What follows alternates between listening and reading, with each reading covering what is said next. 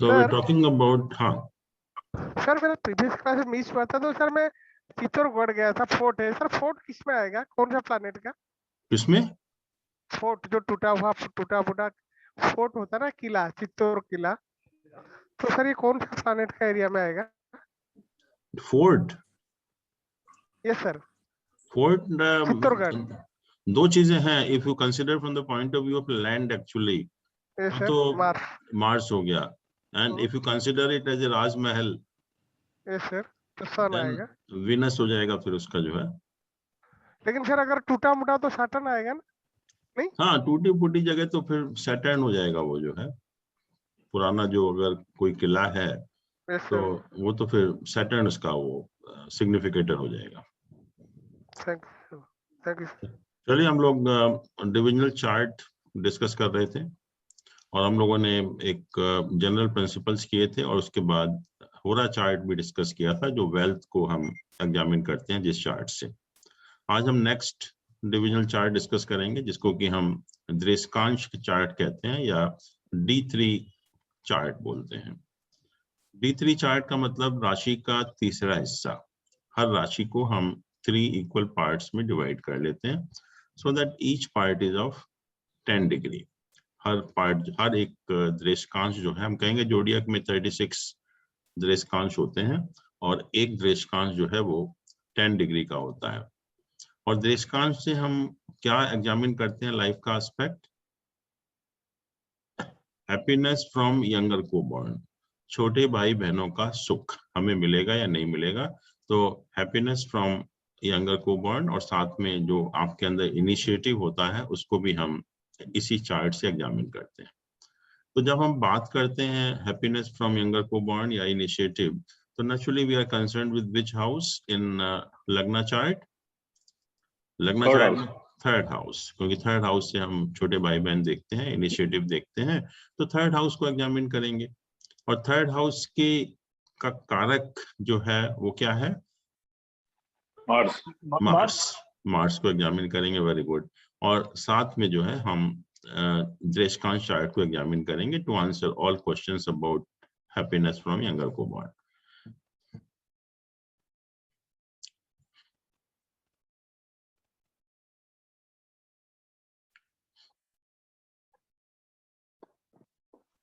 जहां तक इस चार्ट को बनाने का सवाल है, आप ये देख रहे हैं कि एक राशि जैसे एरीज है, इसमें 3 द्रेशकांश हैं, फर्स्ट, सेकंड और थर्ड।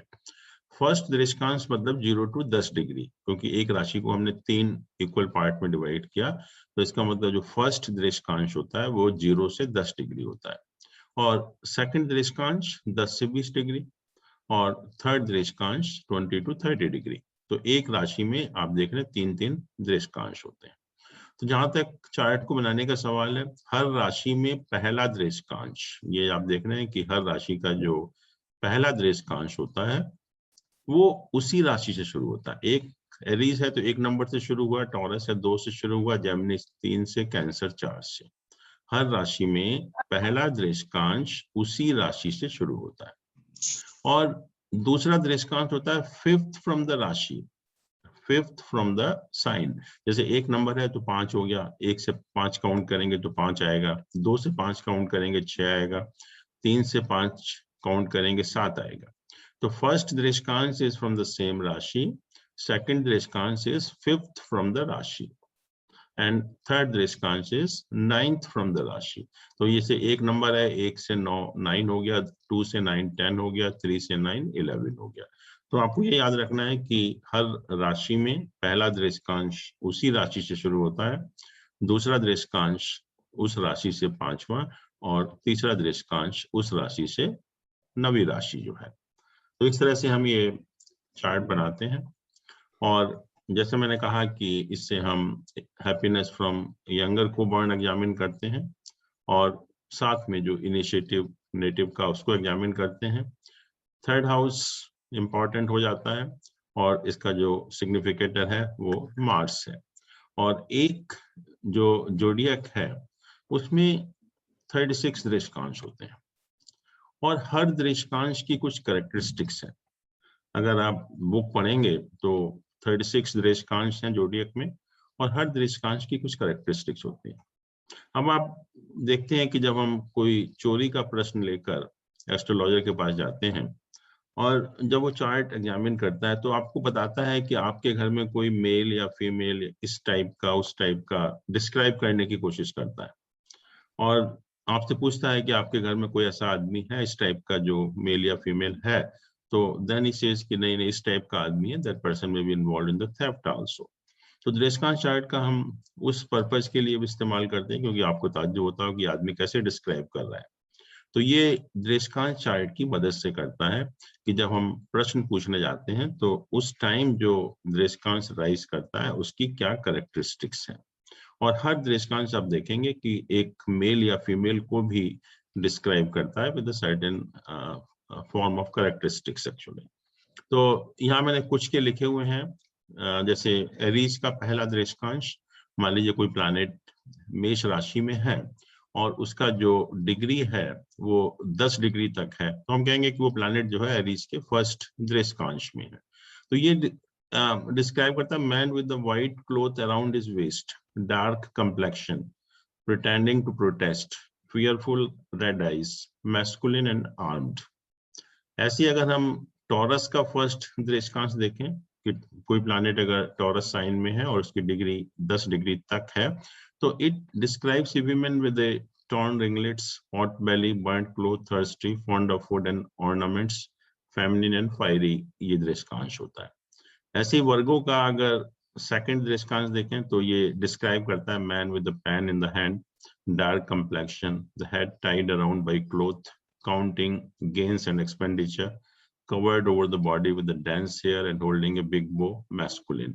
तो इस तरह से हर जो दृष्टांश है या टोटल जो 36 दृष्टांश है वो किसी ना किसी कुछ कैरेक्टरिस्टिक को डिफाइन करते हैं और उसमें जो है कोई ना कोई एक पर्सन भी होता है, और person male female with certain form of personality actually. तो इसको देखकर कि जब हम क्वेश्चन पूछने जाते हैं कि कौन सा दृष्टांश राइज कर रहा है, उस दृष्टांश की क्या कैरेक्टरिस्टिक्स हैं, उस कैरेक्टरिस्टिक्स के बेसिस पर वो एस्ट्रोलॉजर बताता है कि ऐसा ऐसा आदमी जो है वो चोरी में इन्वॉल्व हो सकता है। तो इस तरह से आप देखेंगे कि बुक में जो 36 दृष्टांश है उनकी कैरेक्टरिस्टिक्स लिखी हुई है।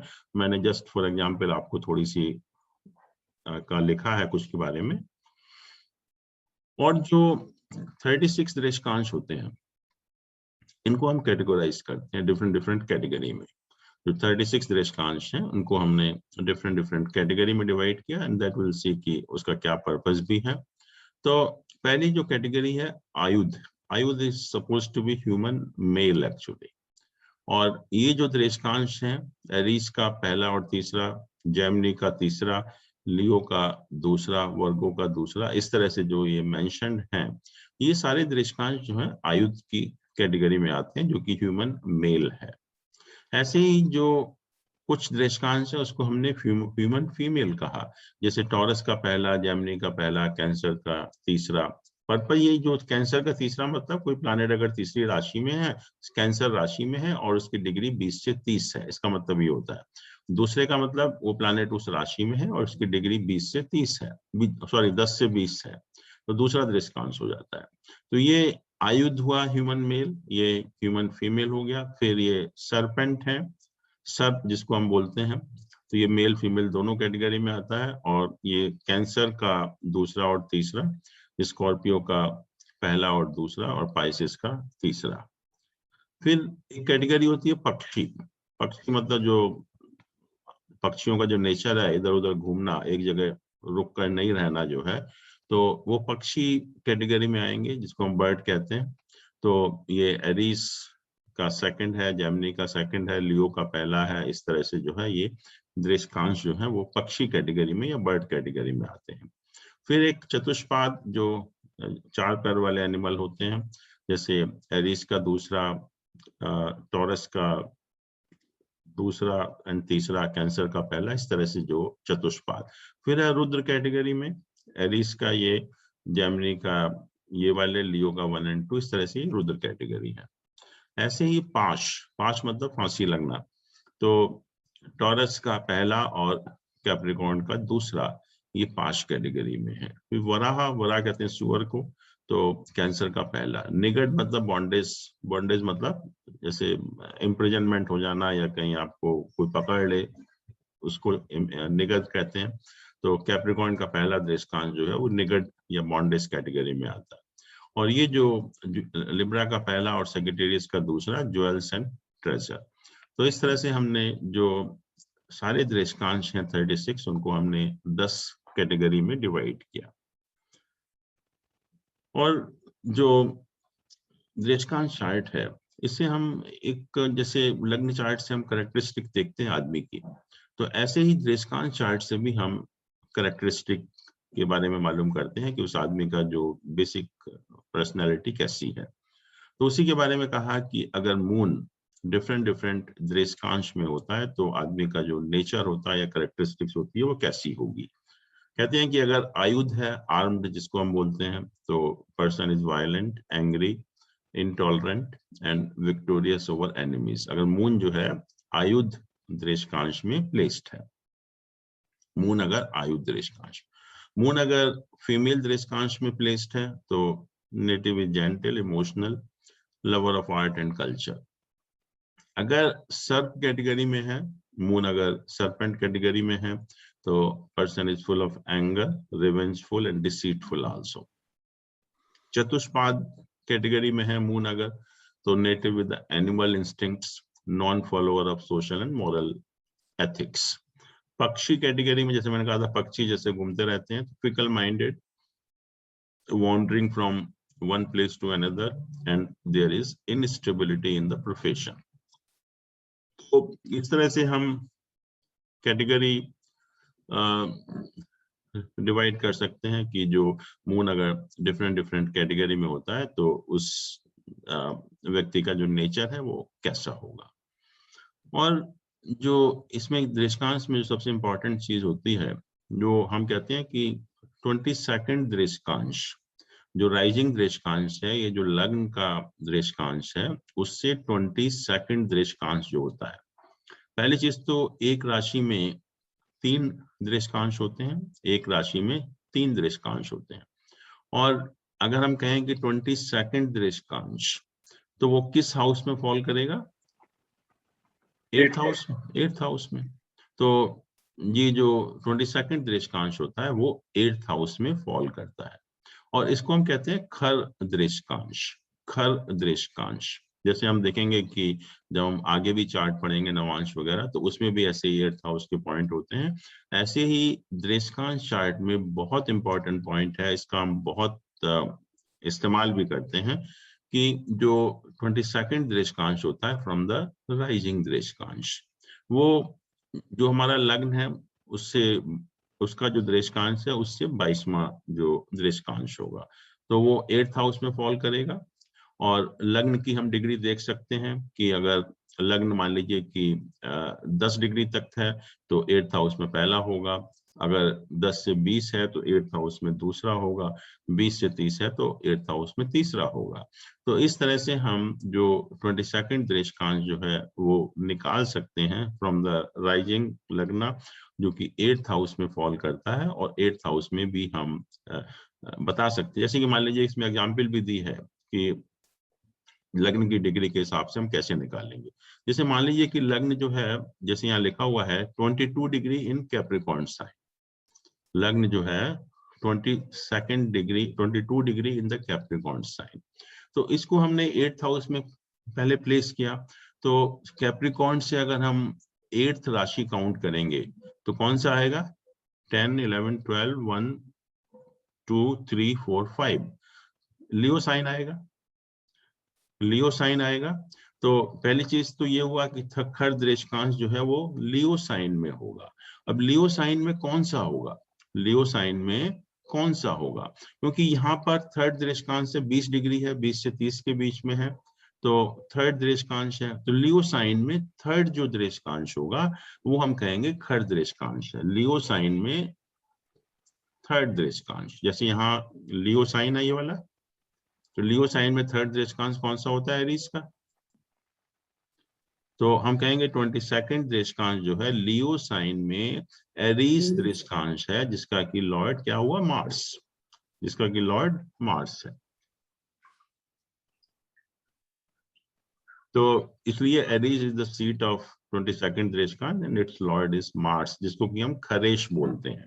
जो 22nd दृष्टांश का को खर बोलते हैं, खर दृष्टांश, और उसका जो लॉर्ड होता है उसको हम कहते हैं खरेश। और ये कहा कि खरेश and the planet placed in the खर दृष्टांश में, जो मेष राशि में, जैसे इस एग्जाम्पल दी, जो भी प्लैनेट प्लेस्ड होंगे D3 चार्ट में, और जो उसका लॉर्ड है मार्स, कहते हैं कि वो सीरियस हेल्थ प्रॉब्लम इंडिकेट करते हैं जब उनकी दशा या अंतर्दशा ऑपरेट होती है, या उनका जब पीरियड ऑपरेट होता है तो सीरियस हेल्थ प्रॉब्लम इंडिकेट करते हैं नेटिव की लाइफ में। और आप देखेंगे भी कि जो हम दृष्टांश चार्ट का, अपार्ट फ्रॉम जो हमने कहा कि भाई बहनों का सुख, इसके लिए हेल्थ के लिए इसका बहुत ज्यादा इस्तेमाल करते हैं कि बीमारी वगैरह जानने के लिए, बीमारी का जो body of the part of the body है उसको आइडेंटिफाई करने के लिए। अभी आप आगे देखेंगे कि हम इसका बहुत अच्छा इस्तेमाल भी करते हैं। और खास तौर से जब खर दृष्टांश में कोई प्लैनेट हो या खरेश हो, तो उसकी जब दशा ऑपरेट होती है तो we have to be very very cautious as far as health is concern. अब जो दृष्टांश से we can identify the exact part of the body जिसमें कोई बीमारी हो सकती है।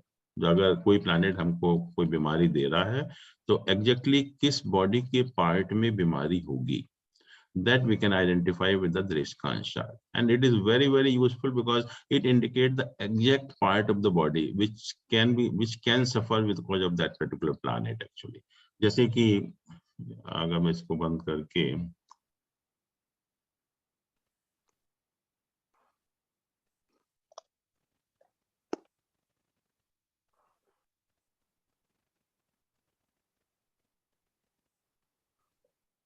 हमको ताज्जुब होगा कि बिल्कुल we can pin point the exact part of the body which is likely to suffer by that planet actually.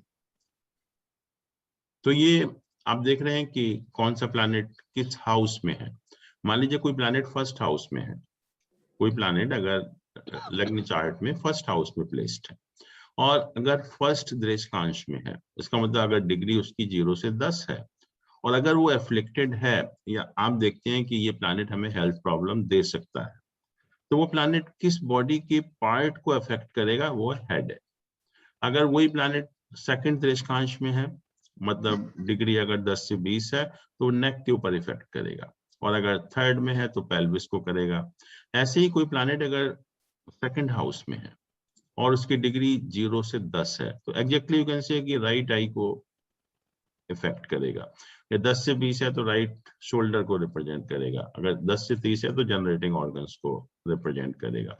तो आप यहाँ देख रहे हैं कि you can exactly pin point the part of the body जो वो प्लैनेट अफेक्ट कर सकता है। तो इसको हम कैसे कहते हैं कि जो प्लैनेट फर्स्ट दृष्टांश में होते हैं, जो प्लैनेट फर्स्ट दृष्टांश में होते हैं, मतलब 0 से 10 डिग्री होते हैं, और जो डिफरेंट हाउसेस में प्लेस्ड हैं, जैसे आप देख रहे हैं कि डिफरेंट डिफरेंट हाउसेस में प्लेस्ड हैं, तो वो आपके जो upper portion of the body है, हेड टू माउथ, उसको रिप्रेजेंट करते हैं, हेड टू माउथ को रिप्रेजेंट करते हैं। और ये जो 1 to 7 हाउस वाले प्लैनेट हैं, ये राइट साइड रिप्रेजेंट करते हैं, और ये लेफ्ट साइड को रिप्रेजेंट करते हैं। कोई भी प्लैनेट जब डिफरेंट हाउसेस में फर्स्ट दृष्टांश में होता है, मतलब 0 से 10 डिग्री के बीच में होता है, तो वो जो बॉडी के पार्ट को रिप्रेजेंट करते हैं from head to mouth. First house head, 7th house mouth, ये आपके राइट पोर्शन है, ये आपके लेफ्ट ऑर्गन्स है। ऐसे ही जब कोई प्लैनेट सेकंड दृष्टांश में होता है, तो वो मिडिल पोर्शन ऑफ बॉडी को रिप्रेजेंट करता है, कि नेक टू नेवल, जो मिडिल पोर्शन है बॉडी, जैसे ये फर्स्ट को नेक दिख रहे हैं, ये नेवल दिख रहे हैं, ये राइट है, ये लेफ्ट पोर्शन है। तो अगर प्लैनेट की डिग्री 10 से 20 डिग्री के बीच में है, और अगर डिफरेंट डिफरेंट हाउसेस में प्लेस्ड है, तो आप सोचिए कि from first house to 7th house, neck to navel represent करेगा। ये राइट पार्ट है, जैसे राइट शोल्डर, ये लेफ्ट शोल्डर है, राइट आर्म है, ये लेफ्ट आर्म है, ये right side of the body है, left side of the body है। तो ये सिर्फ आपको ये वाला 1 to 7 अगर करेंगे तो राइट है, और अगर इस 7 to 12 अगर आप जाएंगे तो लेफ्ट पोर्शन है एक्चुअली। ऐसे ही अगर कोई प्लैनेट थर्ड दृष्टांश में होता है तो नेचुरली जो lower portion of the body है उसको रिप्रेजेंट करता है, जैसे ये पेल्विस टू लेग्स एक्चुअली। और फिर वही चीज है सेम, ये राइट पोर्शन, ये लेफ्ट पोर्शन। तो एग्जैक्टली कोई प्लैनेट अगर बीमारी दे रहा है, या आप जब हॉरोस्कोप एग्जामिन करेंगे और आपको लगता है कि this planet can cause the problem, can cause the disease actually, तो which part of the body that planet will have an effect, that you can straight away identify with the help of this Dreskan chart। तो कैसे करेंगे, एक example लेके देखते हैं। जैसे मान लीजिए कि ये हॉरोस्कोप है और हम एक एक प्लैनेट को देखते हैं कि वो बॉडी के किस पार्ट को रिप्रेजेंट करता है। जैसे मान लीजिए सन है, यहाँ पर सन है, सन का दृष्टांश कौन सा है? 8 डिग्री है, हाँ फर्स्ट दृष्टांश है, और कौन से हाउस में प्लेस्ड है? 9th हाउस में। तो 9th हाउस में फर्स्ट दृष्टांश किस बॉडी के पार्ट को रिप्रेजेंट करता है? लेफ्ट चीक को, लेफ्ट चेस्ट, लेफ्ट चीक। तो हम कहेंगे कि सन जो है हमारा लेफ्ट चीक को रिप्रेजेंट कर रहा है। यहाँ पर देख रहे हैं लिखा हुआ लेफ्ट चीक। ऐसे ही मून को अगर आप देखिए, मून ये कौन सा दृष्टांश हुआ? सेकंड, क्योंकि it is between 15 to 20 degree and it is placed in the 12th house. It is placed in the 12th house. तो सेकंड दृष्टांश इन द 12th हाउस किसको रिप्रेजेंट कर रहा है? Left shoulder, left shoulder. तो हम कहेंगे कि मून विल रिप्रेजेंट, ये यहाँ पर लिखा हुआ है लेफ्ट शोल्डर। ऐसे ही मार्स को देखें, मार्स का जो दृष्टांश है वो कौन सा है? थर्ड दृष्टांश, और 9th हाउस में प्लेस्ड है। तो थर्ड दृष्टांश इन 9th हाउस, लेफ्ट नी। तो मार्स विल रिप्रेजेंट लेफ्ट नी। तो इस तरह से हम हर प्लैनेट को जान सकते हैं कि कौन सा प्लैनेट बॉडी के किस पार्ट में प्रॉब्लम दे सकता है, और इससे अच्छा कोई मेथड नहीं है कि which can exactly identify the part of the body. और किसी चार्ट से आपको पता नहीं चलेगा, लेकिन दृष्टांत चार्ट से एग्जैक्टली आप फाइंड आउट कर सकते हैं कि बॉडी के किस पार्ट में प्रॉब्लम होने वाली है। जैसे मैं एग्जांपल दूं, which are the very recent cases also.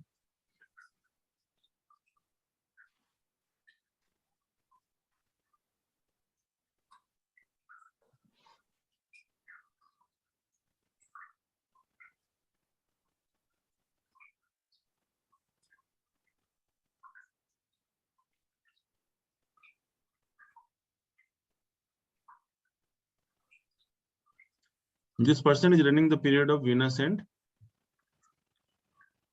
Mercury. Venus, Mercury.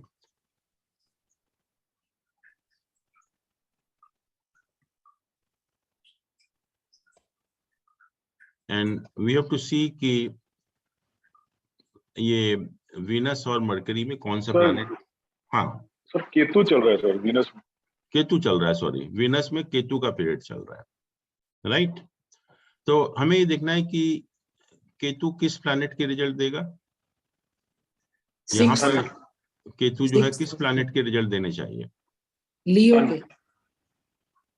हम पहले देखते हैं कि वो किन प्लैनेट के साथ में है और किन प्लैनेट का एस्पेक्ट है, किन प्लैनेट के साथ में है और किन प्लैनेट का एस्पेक्ट है। तो जुपिटर का एस्पेक्ट है, वीनस का एस्पेक्ट है, जुपिटर का एस्पेक्ट है वीनस का। तो इन दोनों में जो भी स्ट्रांग होगा जुपिटर और वीनस में, ये आप देख रहे हैं कि Jupiter is stronger than Venus. यहाँ पर Jupiter is 6.9 and this is 6.3। तो it should give the result of Jupiter and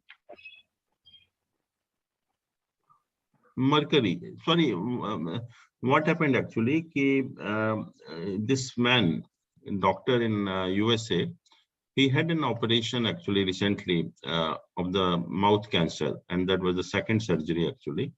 तो इसमें जो पीरियड चल रहा था, एनीवे इसको पहले देख लेते हैं कि ये जो जुपिटर के रिजल्ट देगा केतु। तो नाउ दशा is of Venus and Ketu, मतलब वीनस एंड जुपिटर समझ लीजिए एक तरह से। तो यहाँ पर जुपिटर के रिजल्ट मिलने चाहिए, जुपिटर के रिजल्ट। तो यहाँ देखते हैं कि जुपिटर और मरकरी जो है वो कौन से बॉडी के पार्ट को रिप्रेजेंट करता है। तो मरकरी को देखें पहले अगर, तो मरकरी यहाँ पर फर्स्ट हाउस में है, मरकरी फर्स्ट हाउस में है, सिर को मेरे सर से रिप्रेजेंट करेगा।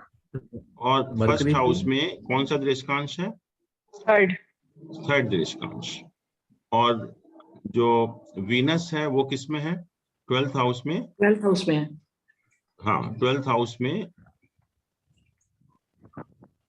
कौन सा दृश्यकांश है? थर्ड। एक मिनट, डिग्री 12th हाउस में थर्ड दृश्यकांश है। यस 12th हाउस में थर्ड दृश्यकांश। तो लेट अस सी,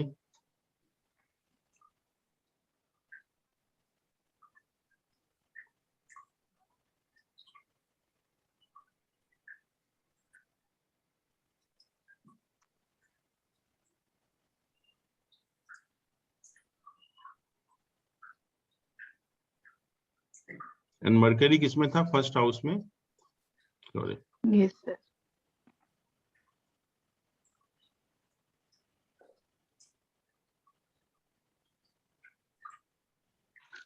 प्रॉब्लम।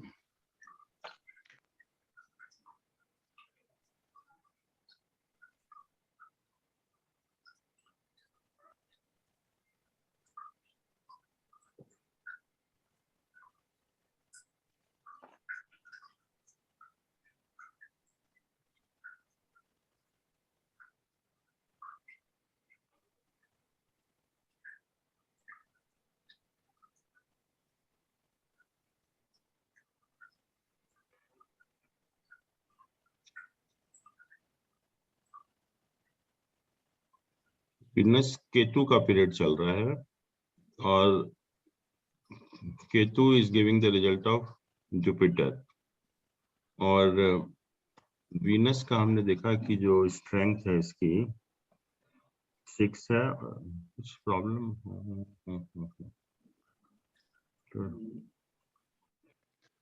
सर केतु को देखेंगे, फर्स्ट दृश्यकांश में आ रहा है, वो कहाँ पर गया? करेक्ट, हमने गलत देख रहे हैं, केतु को देखना है एक्चुअली में, सॉरी। हाँ जी। केतु जो है ये लियो साइन में कौन सा दृश्यकांश है? फर्स्ट दृश्यकांश।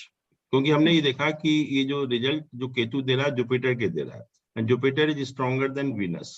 तो नेचुरली इस केतु को देखेंगे हम जो है, तो केतु जो है ये लियो साइन में फर्स्ट दृश्यकांश है, इसको देखना है।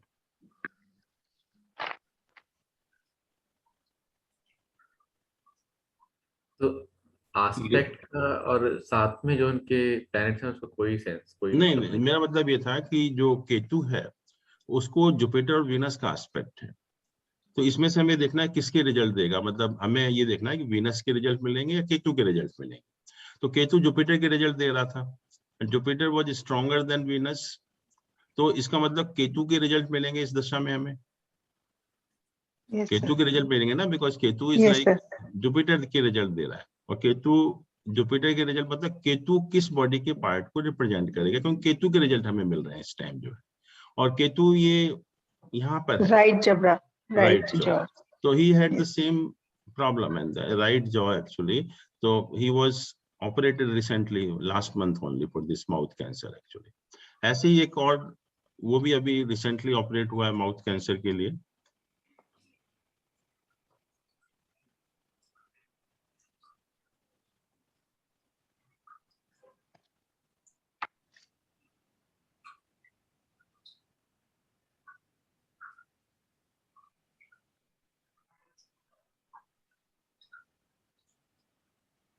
इसमें देखिए क्या दशा ऑपरेट हो रही है। Mars and Venus Mars and Yes. Venus. और इसमें देख सकते हैं कि ये मार्स स्ट्रांग है या वीनस स्ट्रांग है। Venus is 6, Mars Mars and is Sun, right? 6.2, sorry 7.1 नहीं 6.2। तो मार्स इज स्ट्रॉन्गर, तो मार्स के रिजल्ट मिलेंगे। और मार्स जो है वो कौन सा दृश्यकांश है? फर्स्ट दृश्यकांश। जी। Yes, sir. फर्स्ट दृश्यकांश in the first house. Yes, sir. Mars and Venus. Venus is 7 and Mars, Mars is 6.2, Venus is 7 actually. तो Venus Yes, के sir. रिजल्ट मिलेंगे। मार्स की जो स्ट्रेंथ है यहाँ पर 6.2 है और Venus Mars. 7 है। Venus की ज्यादा स्ट्रेंथ है Venus सर। के, हाँ, Venus के रिजल्ट मिलेंगे। Venus यहाँ 9th हाउस में प्लेस्ड है Yes, sir. और कौन सा दृश्यकांश है? पहला। 9th हाउस में पहला दृश्यकांश।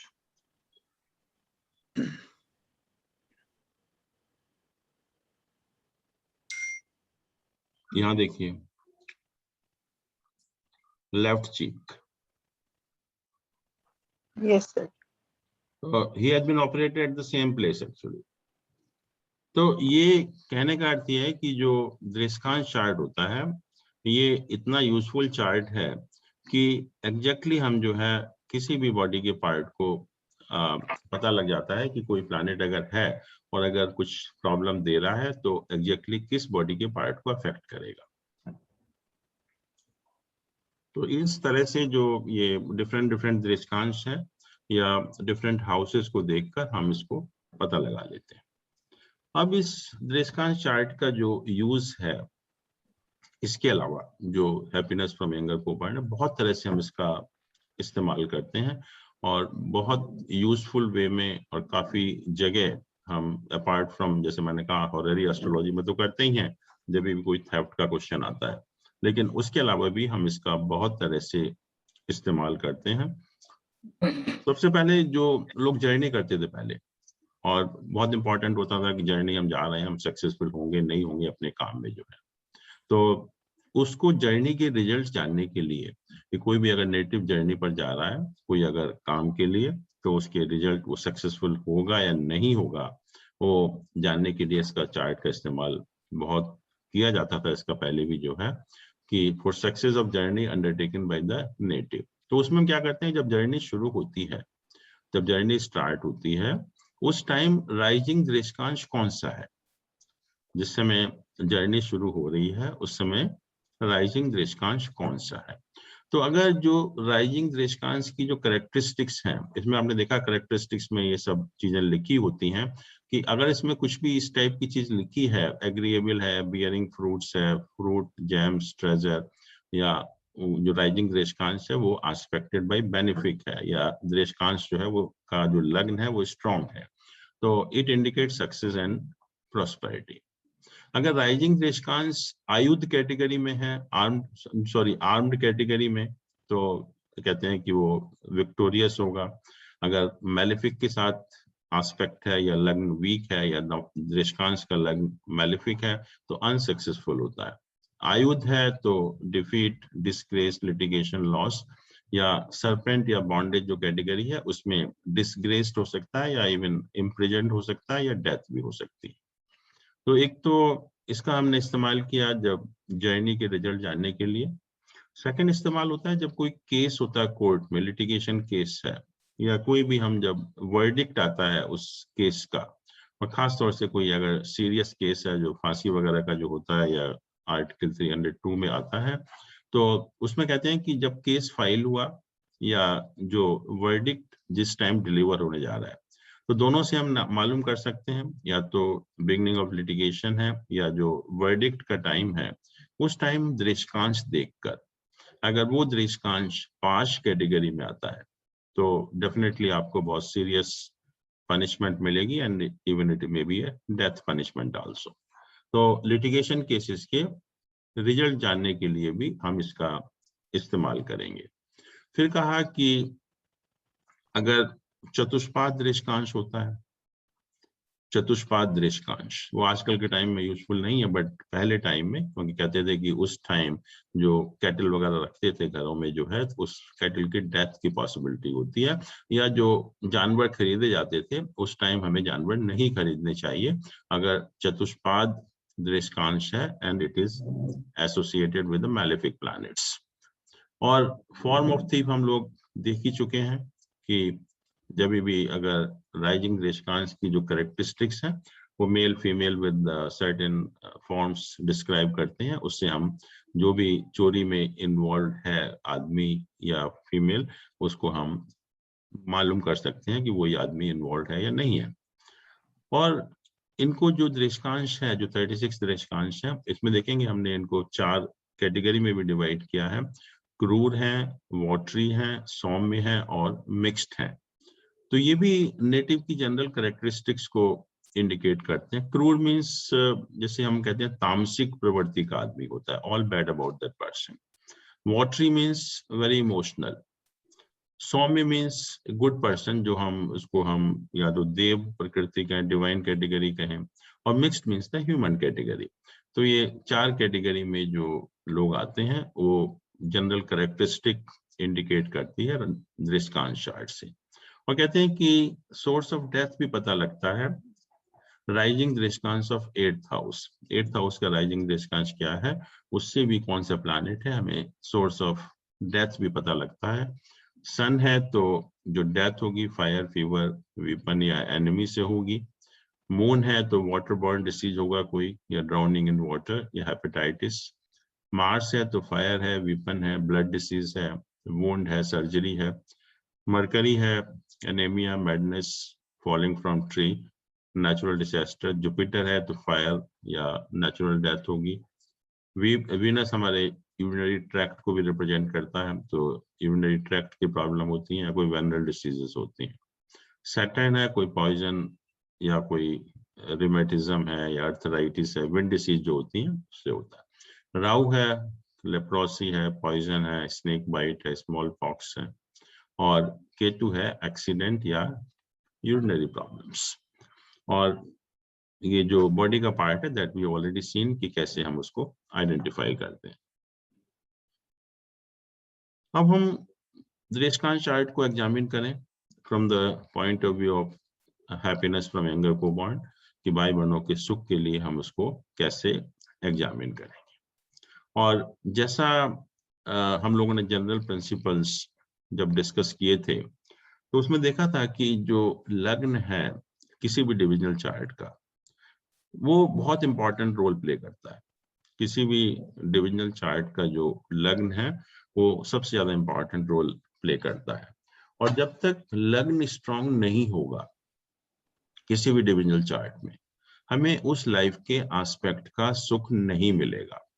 लग्न चार्ट आपका कोई भी कुछ भी इंडिकेट क्यों ना कर रहा हो, लेकिन अगर जो डिविजनल चार्ट में लग्न अगर मैलिफिक है या एफ्लिक्टेड है, तो आप मान कर चलिए कि हमें उस लाइफ के एस्पेक्ट का सुख नहीं मिलेगा, जबकि लग्न चार्ट आपको भले कितना भी अच्छा क्यों ना बता रहा हो।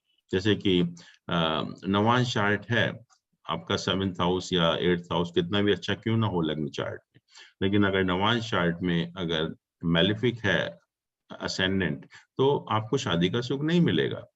ऐसे ही अगर दशमांश चार्ट है D10 जिसको हम बोलते हैं, प्रोफेशन के लिए देखते हैं, अगर आप बहुत अच्छे योग हैं लग्न चार्ट में, लेकिन दशमांश चार्ट का लग्न जो है वो एफ्लिक्टेड है, इसका मतलब प्रोफेशनल स्टेबिलिटी या प्रोफेशनल स्टेटस आपको नहीं मिलेगा। तो वही चीज यहाँ भी एप्लीकेबल है कि अगर D3 चार्ट में लग्न स्ट्रांग नहीं होगा तो आपको छोटे भाई बहनों का सुख नहीं मिलेगा। आपका 3rd हाउस कैसा भी हो, मार्स की पोजीशन कैसी भी हो लग्न चार्ट में, लेकिन जब तक D3 चार्ट में या दृष्कांश चार्ट में लग्न अगर मतलब स्ट्रांग नहीं होगा, आपको छोटे भाई बहनों का सुख नहीं मिलेगा। आप किसी में भी देखिए कि अगर लग्न एफ्लिक्टेड है D3 चार्ट में, तो छोटे भाई बहनों का सुख का भाव रहेगा उसके ऊपर जो है। अब क्वेश्चन ये है कि आपकी जो रिलेशनशिप है विद को-बॉर्न वो कैसी रहती है। तो कहते हैं कि relationship between Lord of ascendant relationship between Lord of Ascendant and Lord of House representing the individual co-born. ये हमें देखना है D3 चार्ट में कि Lord of Ascendant and Lord of House representing individual co-born. अब individual co-born का मतलब क्या हुआ कि अगर हम पहला co-born देखते हैं अपना तो थर्ड हाउस से देखते हैं। मान लीजिए कि अपने से छोटा पहला जो भाई बहन होगा वो हम थर्ड हाउस से देखते हैं। और अगर नेक्स्ट हमें देखना है कि सेकंड भी छोटा हो सकता है भाई बहन जो है, तो हम थर्ड फ्रॉम थर्ड देखते हैं, उस हाउस से थर्ड देखते हैं, मतलब पांचवें घर से देखते हैं। तो पहला जो यंगर को बॉर्न है वो थर्ड हाउस से देखा जाता है। सेकंड या नेक्स्ट जो यंगर को बॉर्न है वो फिफ्थ हाउस से देखा जाता है। और अगर तीसरा भी अगर है तो वो सेवेंथ हाउस से। इस तरह से हम थर्ड जो है वो आगे बढ़ाते रहते हैं। तो ये जो दो प्लैनेट हैं, लग्न का लॉर्ड और जो इंडिविजुअल जो कोबॉर्न का लॉर्ड है, उन दोनों में क्या रिलेशनशिप है। अगर फ्रेंडली रिलेशनशिप है तो आपस में उनका कॉर्डियल रिलेशंस रहेंगे कोबॉर्न के साथ। अगर एनिमी या इनिमिकल रिलेशनशिप है तो रिलेशन अच्छे नहीं रहेंगे। तो सिर्फ हम जो लग्न का लॉर्ड और जो इंडिविजुअल कोबॉर्न है उसके हाउस का लॉर्ड को रिलेशनशिप देख के जान सकते हैं। फिर कहा कि अगर D3 lord in D3 chart में lord representing individual coborn is well placed. जैसे मान लीजिए कि किसी का हमने फर्स्ट कोबॉर्न देखना है, थर्ड हाउस को देखा हमने, और थर्ड हाउस का लॉर्ड अगर D3 चार्ट में वेल प्लेस्ड है और बेनिफिक प्लैनेट के साथ उसका एसोसिएशन है। या सेकंड को बॉन्ड देखना है हमें, तो फिफ्थ हाउस का लॉर्ड हमने देखा D3 चार्ट में वेल प्लेस्ड है और वो एसोसिएटेड है विद द बेनिफिक प्लैनेट। तो कहते हैं कि जो कंसर्न को बॉन्ड है या जो वो वाला को बॉन्ड है that will live long and healthy life. उसकी जो लाइफ जो है वो अच्छी होती है, लॉन्ग एंड हेल्दी होती है उसकी जो है। और ये भी कहा कि जो प्लैनेट फर्स्ट दृश्यकांश में होते हैं, फर्स्ट दृश्यकांश में जिनकी डिग्री जो है 10 डिग्री तक होती है, जो भी प्लैनेट फर्स्ट दृश्यकांश में होते हैं या इनकी डिग्री 10 डिग्री तक होती है, वो रिजल्ट देते हैं ड्यूरिंग द स्टार्ट ऑफ दशा। दशा जैसी शुरू होती है उनके रिजल्ट आपको मिलना शुरू हो जाते हैं। और जो प्लैनेट सेकंड दृश्यकांश में प्लेस्ड होते हैं, मतलब 10 to 20 डिग्री होती है, वो मिडिल ऑफ दशा में रिजल्ट देते हैं। और जो प्लैनेट थर्ड दृश्यकांश में प्लेस्ड होते हैं, मतलब उनकी जो डिग्री है वो 20 से 30 डिग्री के बीच में होती है, तो वो एंड ऑफ दशा में रिजल्ट देते हैं। तो ये भी आप देख सकते हैं कि कौन सी दशा में जो है वो आपको रिजल्ट मिलेंगे depending on the degree of the planet. अगर 0 to 10 है तो स्टार्ट ऑफ दशा, 10 to 20 है तो मिडिल ऑफ दशा, और अगर 20 to 30 है तो एंड ऑफ दशा। बट अगर प्लैनेट रेट्रोग्रेड है, वक्री है, तो इसका जो ऑर्डर है वो रिवर्स हो जाता है। इसका जो ऑर्डर है वो रिवर्स हो जाता है कि मतलब अगर प्लैनेट की डिग्री 10 डिग्री तक है तो एंड ऑफ दशा में देगा, 10 से 20 है तो मिडिल में देगा, और मतलब उल्टा, मतलब कि अगर 10 तक डिग्री है तो शुरू में एंड में देगा, 10 से 20 है तो मिडिल में देगा, और अगर 20 से 30 है तो बिगिनिंग में देगा, अगर प्लैनेट रेट्रोग्रेड होते हैं तो। फिर कहते हैं कि हमें सेक्स कैसे पता लगेगा कि कोबॉर्न का सेक्स क्या है। तो कहते हैं कि sex of the coborn lord of the sign ruling the individual coborn in the D3 chart. कि D3 चार्ट में जो इंडिविजुअल कोबॉर्न है उसके लॉर्ड की पोजीशन देखकर हम ये बता सकते हैं कि उस जो कंसर्न कोबॉर्न है उसका सेक्स क्या होगा। कहते हैं कि इफ लॉर्ड एक्सॉल्टेड है या मेल प्लैनेट के साथ एसोसिएटेड है, अगर लॉर्ड एक्सॉल्टेड है और कंजॉइंड विद द मेल प्लैनेट तो मेल होता है कोबॉर्न, अदरवाइज फीमेल होता है। ब्रदर या सिस्टर का भी हम देख सकते हैं कि ब्रदर होगा या सिस्टर होगा जो आपका यंगर कोबॉर्न है। कहते हैं कि if lord is neither exalted nor debilitated nor conjoined with any planet, then nature of the sign occupied, कि जो मेल साइन है या फीमेल साइन है, उसके ऊपर भी डिपेंड करेगा कि इंडिविजुअल कोबॉर्न का जो सेक्स होगा वो क्या होगा।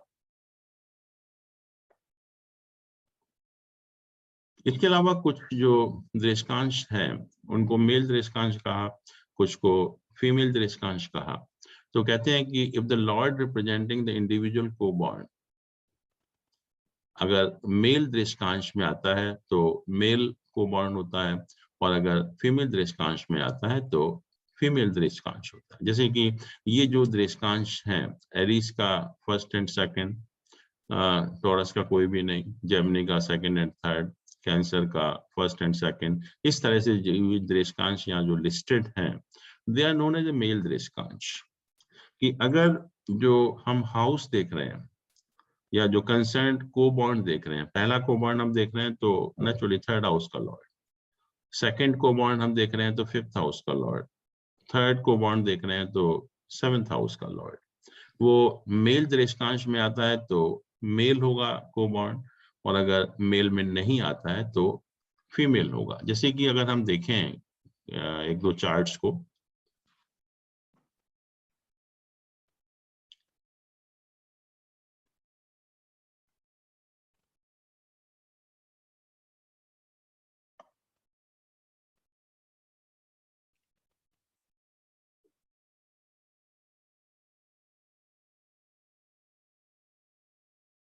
जैसे मान लीजिए ये चार्ट है, तो इसमें हमें देखना है कि फर्स्ट कोबॉर्न मेल होगा या फीमेल होगा। फर्स्ट कोबॉर्न इस नेटिव का मेल होगा या फीमेल होगा। तो फर्स्ट कोबॉर्न हम इस हाउस से देखेंगे, इसका लॉर्ड, कि इसका लॉर्ड मेल है या फीमेल है, इसका लॉर्ड मेल है या फीमेल है। तो सन जो है सन जो है क्या पोजीशन है यहाँ पर, एक्वेरियस साइन में फर्स्ट दृष्टांश, एक्वेरियस साइन में फर्स्ट दृष्टांश। और अगर हम D3 चार्ट भी देखें,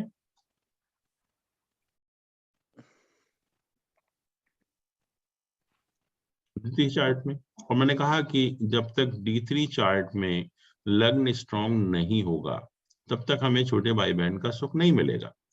तो वो हमें एग्जामिन करना ही पड़ेगा यहाँ पर कि जो हाउस जो लग्न है वो स्ट्रॉन्ग है या नहीं है। तो यहाँ पर क्या पोजीशन है लग्न की,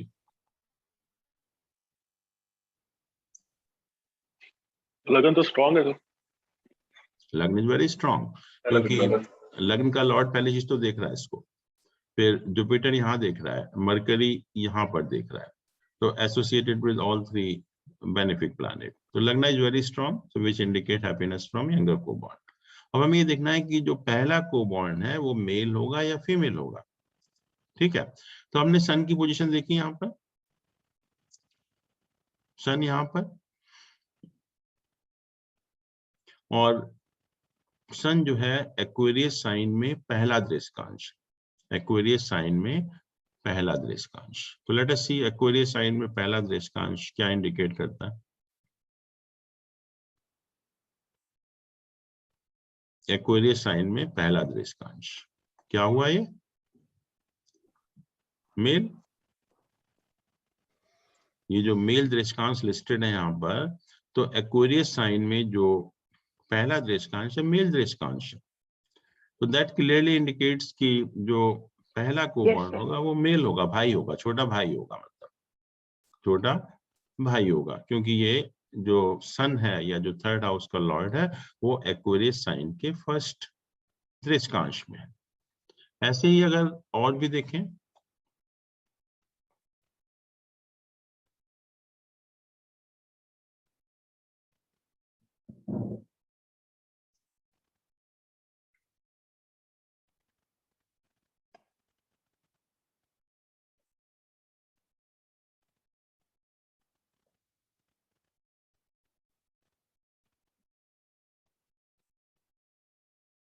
इसमें देखें कि फर्स्ट कोबॉर्न मेल होगा या फीमेल होगा।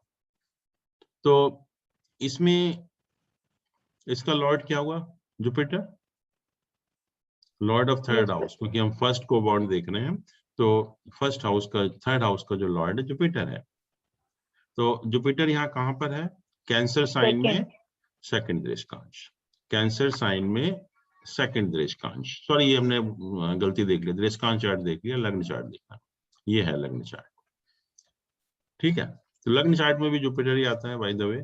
तो जुपिटर जो है वो थर्ड हाउस का लॉर्ड है, और थर्ड जुपिटर जो है कैंसर साइन के सेकंड दृष्कांश में। ठीक है, और को बॉन्ड देखना है तो हमें D3 चार्ट भी देखना पड़ेगा पहले। D3 चार्ट में लग्न की क्या पोजीशन है यहाँ पर?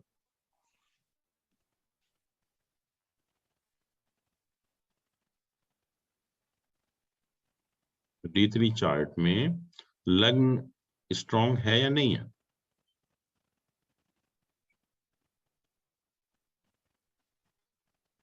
बिना लग्न स्ट्रॉन्ग हुए नहीं सुख मिल सकता। जी।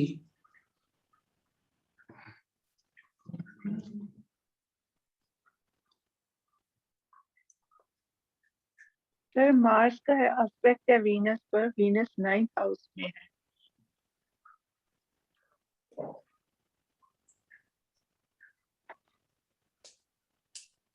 देखिए अच्छी तरह से बताइए। सर मरकरी और जुपिटर का एसोसिएशन तो है लगन पे।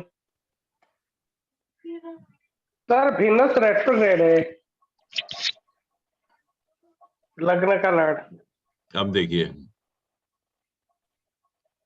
यस वीनस रेट्रो है। लग्न वर्गोत्तम है। 7th वर्थ गौतम में, यस। तो मेल होगा, मेल नहीं होगा। नहीं नहीं नहीं नहीं नहीं, ये भी 7th साइन है, ये भी 7th साइन है। तो हमने कहा था कि फीमेल जब होगा। कोई भी प्लैनेट या लग्न जो है लग्न चार्ट में और डिविजनल चार्ट में एक ही राशि में होता है तो उसको हम वर्गोत्तम कहते हैं। तो स्ट्रांग हो गया लग्न। तो हाँ, तो लग्न बाय बीइंग वर्गोत्तम it becomes very very strong actually. जैसे कोई भी हाउस या जैसे लग्न या कोई प्लैनेट जब वर्गोत्तम होता है किसी डिविजनल चार्ट में तो बहुत स्ट्रांग हो जाता है। तो यहाँ पर लग्न वर्गोत्तम है और लग्न का लॉर्ड 9th हाउस में है। That is another very good position of लग्न एक्चुअली। वीनस। तो हम कहेंगे कि लग्न जो है बहुत स्ट्रांग है यहाँ पर, तो छोटे भाई बहन का सुख मिलेगा। अब हमें ये देखना है कि जो फर्स्ट को बॉर्न है वो मेल होगा या फीमेल होगा, वही हम देख रहे थे। वो थर्ड हाउस का लॉर्ड देखा जुपिटर इन द सेकंड दृष्कांश, तो इसको हम देखते हैं जुपिटर सेकंड दृष्कांश में क्या है।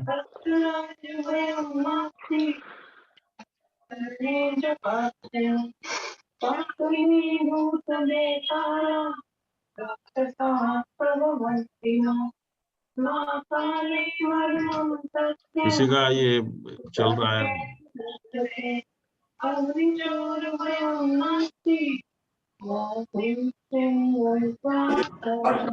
Please mute your audio actually I think. ठीक है, तो इसमें कहा हमने सेजिटेरियस में सेकंड दृष्कांश, अभी देखा हमने कि थर्ड हाउस का लॉर्ड जुपिटर सेजिटेरियस में सेकंड दृष्कांश था, यही था जुपिटर का। तो सेजिटेरियस में सेकंड दृष्कांश क्या है? फीमेल है, मेल नहीं है, क्योंकि सेजिटेरियस में फर्स्ट और थर्ड दृष्कांश तो मेल है लेकिन सेकंड दृष्कांश जो है वो फीमेल होगा। तो इसका मतलब जो फर्स्ट को बॉर्न होगा वो मेल नहीं होगा, फीमेल होगा एक्चुअली। तो इस तरह से हम आइडिया लगा लेते हैं कि जो को बॉर्न का सेक्स क्या होगा, कि एक तो उसका सुख मिलेगा नहीं मिलेगा, और दूसरा जो है उसका जो मेल होगा या फीमेल होगा। अब इसमें कभी कभी हम जो दृष्कांश चार्ट को देखकर या किसी भी नेटिव के चार्ट को देखकर ये भी बता सकते हैं कि ये ट्विंस तो नहीं है, ये ट्विंस तो नहीं है। और उसको देखने का तरीका यही है कि जो फर्स्ट हाउस और थर्ड हाउस, अगर हम ट्विंस की बात कर रहे हैं तो फर्स्ट हाउस और थर्ड हाउस को देखना पड़ेगा, और दोनों इसमें लग्न चार्ट में भी और दृष्कांश चार्ट में भी, लग्न चार्ट में भी और दृष्कांश चार्ट में भी। जब भी लग्न और दृष्कांश चार्ट में फर्स्ट हाउस और थर्ड हाउस के साथ, फर्स्ट हाउस और थर्ड हाउस के साथ सिर्फ या तो ड्वेल प्लैनेट या ड्वेल साइन का एसोसिएशन हो, ड्वेल प्लैनेट या ड्वेल साइन का एसोसिएशन हो। ड्वेल प्लैनेट कौन से होते हैं, ड्वेल साइन कौन से हैं? पहले तो ड्वेल साइन कौन से प्लैनेट कौन से हैं? तो 3, 6, 9, 12 3, 6, 9, 12 3, 6, 9, 12 और इन्हीं के लॉर्ड को हम ड्वेल प्लैनेट भी बोलते हैं, मतलब मरकरी और जुपिटर। 3, 6, 9, 12 के जो लॉर्ड है मरकरी और जुपिटर। इसका अर्थ ये हुआ कि अगर किसी भी नेटिव के फर्स्ट हाउस और थर्ड हाउस में लग्न चार्ट में भी और दृष्टांत चार्ट में भी अगर ज्यादातर इन्फ्लुएंस ड्वेल प्लैनेट का और ड्वेल साइन का है, तब ये पॉसिबिलिटी होती है कि they may be the twins also. जैसे हम कोई हॉरोस्कोप देखें,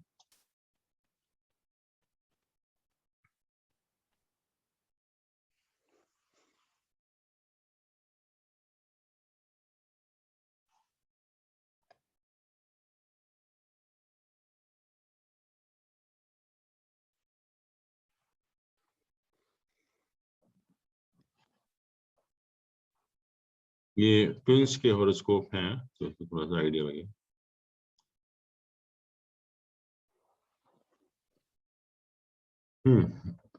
इसमें देखिए फर्स्ट हाउस और हमें देखना है थर्ड हाउस, लग्न चार्ट में भी और दृष्टांत चार्ट में भी। उनके साथ ज्यादातर जो इन्फ्लुएंस है वो ड्वेल साइन का और ड्वेल प्लैनेट का होना चाहिए।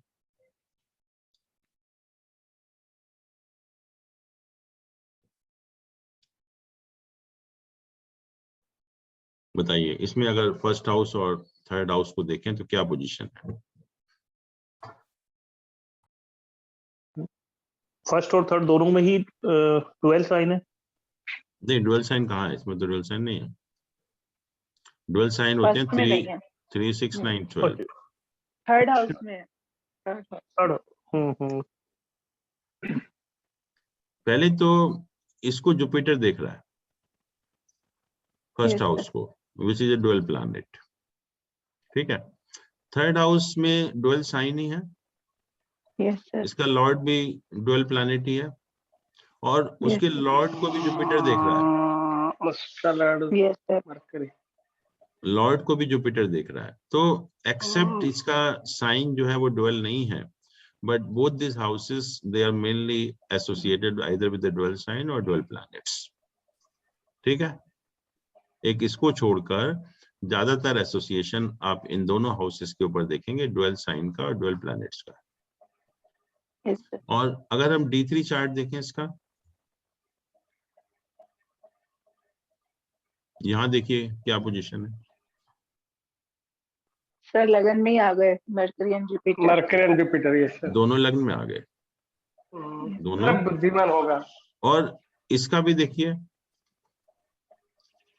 ड्वेल साइन है और इसका लॉर्ड भी लग्न में चला गया विद जुपिटर। तो टोटल जो एसोसिएशन है वो ड्वेल साइन और ड्वेल प्लैनेट का हो गया, टोटल जो एसोसिएशन है। और देखिए D3 स्ट्रांग होना भी चाहिए, जब भी आपको छोटे भाई बहन का सुख मिलता है। तो यहाँ लग्न की क्या पोजीशन है? स्ट्रांग है सर। लग्न वर्गोत्तम है, यहाँ देख रहे हैं एक राशि है, 1 नंबर राशि है। तो जब भी लग्न वर्गोत्तम होगा किसी भी डिविजनल चार्ट में, किसी भी डिविजनल चार्ट में जैसे ही लग्न वर्गोत्तम होगा, it becomes very strong actually. और यहाँ वैसे भी बेनिफिक प्लैनेट का एसोसिएशन है दोनों का, और जुपिटर, हाँ वीनस यहाँ से देख रहा है, तो it is an association of all 3 benefic planets also. तो लग्न का वर्गोत्तम होना मीन्स कि लग्न बिकम्स वेरी स्ट्रांग। और ये बहुत बार डिविजनल चार्ट में आपको देखने को मिलेगा भी कि जब जैसे ही लग्न वर्गोत्तम होगा तो it will become very very strong actually. तो थर्ड ये जो लग्न है वो तो स्ट्रांग होना ही चाहिए D3 चार्ट का, बिना स्ट्रांग हुए नहीं मिलेगा एक्चुअली। और इसका अगर हम वो भी देखें कि जो छोटा होगा, मतलब जो ये मरकरी है यहाँ का थर्ड हाउस का लॉर्ड, मरकरी जो है दृष्टांश कौन सा है उसका? लियो में थर्ड लियो में थर्ड दृष्टांश।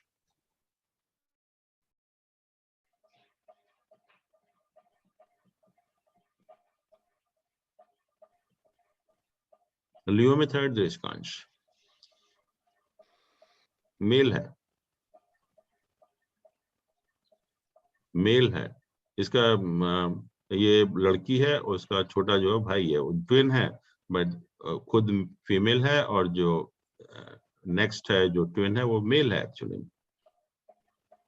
क्योंकि ये मेल दृष्टांश में आ रहा है।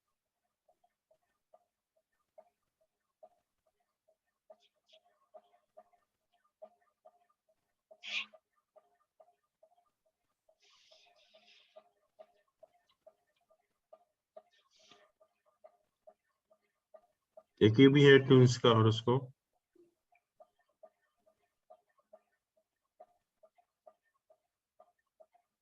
इसमें क्या पोजीशन है, लग्न में और इसमें दोनों में देखना है हमें।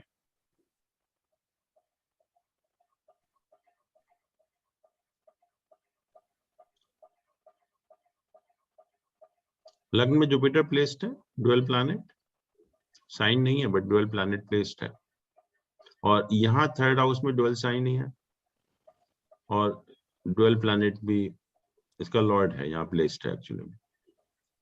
और अगर D3 चार्ट की बात करें,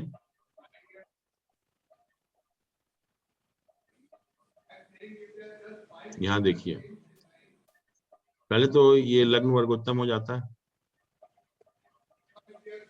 लग्न जो है वर्गोत्तम हो जाता है, तो लग्न बिकम्स वेरी स्ट्रॉन्ग। और यहाँ इन दोनों हाउसेस की क्या पोजीशन है,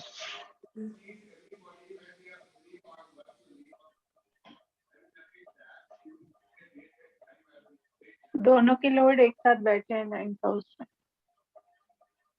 मतलब ये कहने का मतलब है कि इसका लॉर्ड सैटर्न, हाँ, इसका लॉर्ड डुअल साइन में है, डुअल प्लैनेट के साथ है, सैटर्न डुअल साइन में है और डुअल प्लैनेट के साथ में है, और इसको भी ये डुअल साइन है और डुअल प्लैनेट इसको देख रहा है। तो इन दोनों के साथ जो है ज्यादातर एसोसिएशन जो है वो डुअल साइन और डुअल प्लैनेट का है, तो इसलिए ये ट्विंस हो जाते हैं, ट्विंस हो जाते हैं एक्चुअली। सर जो ये ग्रह आते हैं उस वक्त कंसेप्शन होती है तब ये ट्विंस बनते हैं या? हाँ नहीं, बट ये जो हम क्या कहना चाह रहे हैं कि जब बर्थ का जो टाइम है हमारे पास, नहीं तो आप बर्थ टाइम देखना चाहते हैं या नहीं, कंसेप्शन? ये जो चार्ट है ये तो बर्थ के टाइम के हैं, तो हम जो इंडिविजुअल का चार्ट बनाते हैं वो बर्थ के टाइम का होता है, ना कि कंसेप्शन के टाइम का जी। तो जिस टाइम बर्थ हुआ उस बर्थ के टाइम को देखकर ये आइडिया लग जाता है कि ये ट्विंस तो नहीं है।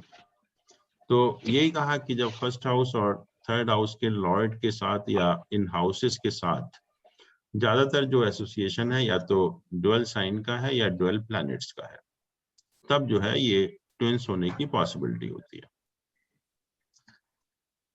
तो इस तरह से जो D3 चार्ट में बाकी तो इस्तेमाल है ही है जो हम लोगों ने डिस्कस किए, और खास तौर से जब हम हेल्थ वाला भी डिविजनल चार्ट डिस्कस करेंगे तो आप देखेंगे कितना ज्यादा इसका इस्तेमाल होता है बीमारी के लिए जो है।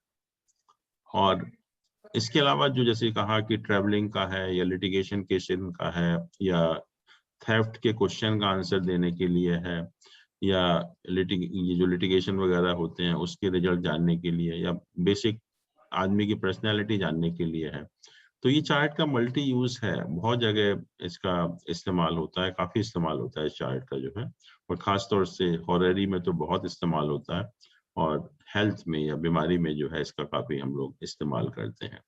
और छोटे भाई बहन का सुख है, कब होगा, मेल होगा फीमेल होगा, वो उसकी लाइफ कैसी रहेगी, लॉन्ग लाइफ है, हेल्दी लाइफ है, आपके उसके साथ रिलेशन कैसे रहेंगे, तो वो भी आप जो है वो सब चीजें इस चार्ट से बता सकते हैं। तो इसलिए इस चार्ट का जो इस्तेमाल है वो काफी होता है। अब आपका कोई भी क्वेश्चन हो उसके बारे में या किसी के बारे में भी। सर ये ट्विंस का पेरेंट्स के से ही चलता है हॉरोस्कोप से पता? बिल्कुल, जो हम शायद इस क्लास में तो नहीं पढ़ेंगे, बट ये कहना कि ट्विंस होंगे या नहीं होंगे वो कई सारी चीजें हैं, तो we can see from the horoscope of particularly for the female actually, उससे पता लग जाता है कि ट्विंस होने की पॉसिबिलिटी है या नहीं है, तो उससे वो भी पता लग जाता है।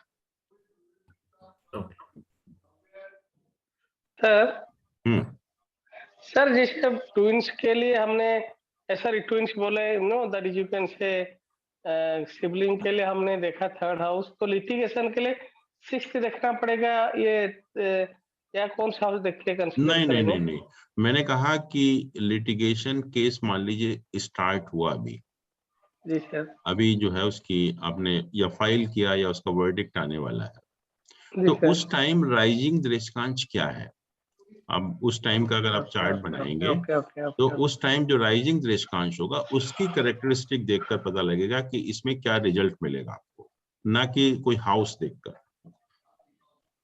जी सर ठीक।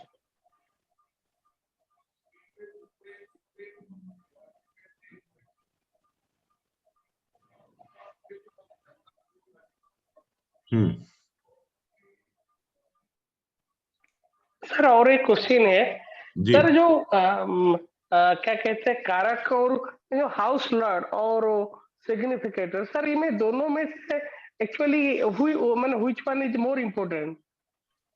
ये बेसिक चीज हम लोगों ने डिस्कस जब किया था तो उसमें हमने ये कहा था कि जब किसी भी हाउस को के बारे में हम असेसमेंट करते हैं कि हाउस कैसा है, तो तीन चीजें हम देखनी पड़ती हैं उसमें।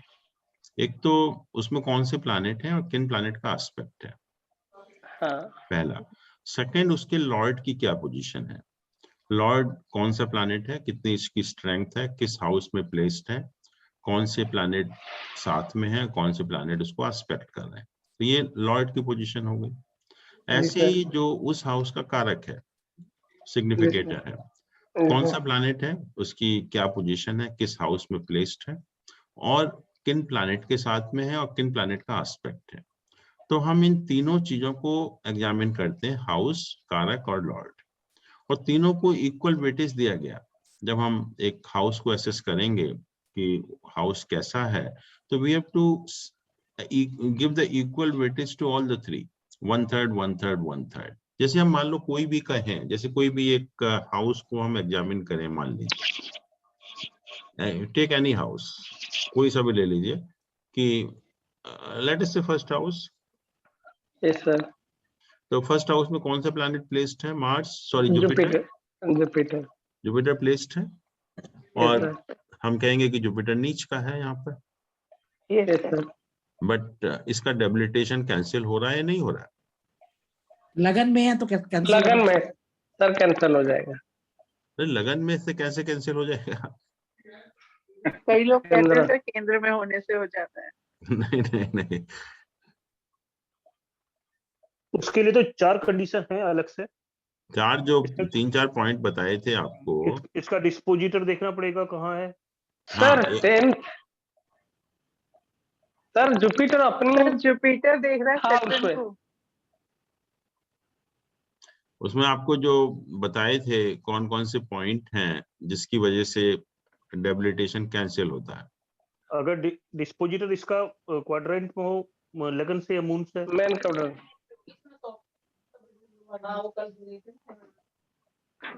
उसमें कई सारी चीजें थी। Planet is aspected by the sign dispositor, एक था। तो साइन डिस्पोजिटर इसका क्या है? जुपिटर ही है। Sign dispositor Jupiter, Saturn. तो सैटर्न तो एस्पेक्ट नहीं कर रहा है इसको। नहीं सर। सेकंड था, if the planet and the lord of its exaltation sign they are in the mutual quadrant. तो लॉर्ड ऑफ एक्सॉल्टेशन साइन क्या है इसका? मार्स। जुपिटर के लॉर्ड का साइन कौन सा, एक्सॉल्टेशन का साइन क्या है? मेष होता है, वो मार्स है, मार्स का एस्पेक्ट है जुपिटर का। जुपिटर किस साइन में एक्सॉल्टेड होता है? कैंसर सर, सर फोर्थ में, फोर का लॉर्ड मून है, यस सर। तो Jupiter and moon they are not in the mutual quadrant, वो भी अप्लाई नहीं हो रहा। No sir. तीसरा था कि planet and the lord of its debilitation sign they are in the mutual quadrant, वो भी नहीं है। नहीं है। और फिर था कि lord of its debilitation sign and lord of its exaltation sign, वो भी अगर क्वाड्रेंट में हो आपस में, वो भी नहीं है। और पांचवी कंडीशन आपको बताई गई थी कि if the planet is posited with the debilitated exalted planet, वो भी नहीं है। और फिर लास्ट में था कि two debilitated planets are opposite to each other, ये कंडीशन हो रही है सर। हाँ, तो वो कंडीशन यहाँ मीट हो रही है। Yes sir. तो हम कहेंगे कि जुपिटर का नीच भंग हो रहा है या मार्स का भी नीच भंग हो रहा है यहाँ पर। ठीक है, 3 प्लैनेट नीच के हैं, एक जुपिटर है, एक मार्स है, एक सन है, तीन प्लैनेट नीच के हैं। तो जुपिटर और मार्स का कैंसिल हो गया, सन का कैंसिल, तो वीनस ही बैठ गया, वीनस ही साथ बैठ गया सर। वीनस साथ में आ गया तो associated with the lord of sine dispositor, तो तीनों का डेबिलिटेशन कैंसिल हो गया। आपको लगेगा कि 3 प्लैनेट नीच के हैं, बट तीनों के तीनों राजयोग कारक बन जाते हैं, रिजल्ट्स आपको बिल्कुल उल्टे मिलेंगे एकदम से। अच्छा, एनीवे, तो फर्स्ट हाउस में जुपिटर है, जुपिटर को हम कहेंगे इस वेल प्लेस्ड क्योंकि नीच भंग हो रहा है। तो और एस्पेक्ट किसका है इसके ऊपर? मार्स का। तो हम कहेंगे जुपिटर, ये जो फर्स्ट हाउस में एस्पेक्ट जुपिटर और मार्स का है, which is suppose to be a good aspect, तो वो कोई प्रॉब्लम नहीं है। वैसे भी जो मार्स है वो इसका भी लॉर्ड है, इसका भी लॉर्ड है, तो मार्स की पोजीशन अच्छी है। फिर इसका लॉर्ड की क्या पोजीशन है? सेकंड 9th में बैठा है, 9th हाउस में बैठ गया। ट्राइन का लॉर्ड ट्राइन में, इट्स वेरी पावरफुल राजयोग, ट्राइन का लॉर्ड ट्राइन में, और उसको जुपिटर एस्पेक्ट भी कर रहा है। Yes sir. तो हम कहेंगे कि लॉर्ड ऑफ लग्ना is in a very strong position. एक तो ट्राइन का लॉर्ड ट्राइन में बैठ गया क्योंकि बहुत एक पावरफुल पोजीशन बन जाती है, बहुत अच्छा महाराजयोग बन जाता है, और इसको जुपिटर का एस्पेक्ट भी है। तो lord is very powerful. Then now you have to see the karaka also. और कारक हमने कहा कि फर्स्ट हाउस का कारक क्या होता है?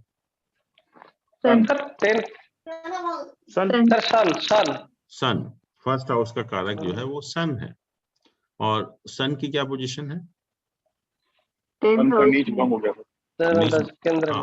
सन का भी नीच भंग हो गया, सन का भी जो है नीच भंग हो गया।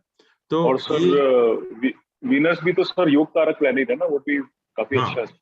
हाँ, तो ये it becomes a very powerful लग्न। हम कहेंगे लग्न जो है बहुत पावरफुल हो गया इस केस में जो है, क्योंकि तीनों ही प्लैनेट की पोजीशन का जहां तक सवाल है, लॉर्ड का जहां तक सवाल है, कारक का जहां तक सवाल है, वो तीनों के तीनों जो है बहुत स्ट्रांग हो जाते हैं एक्चुअली में, राइट। अगर हम और कोई हाउस एग्जामिन करें, मान लीजिए कि लेट अस से 8th हाउस, 8th हाउस की क्या पोजीशन है यहाँ पर, अब क्या कहेंगे इसको?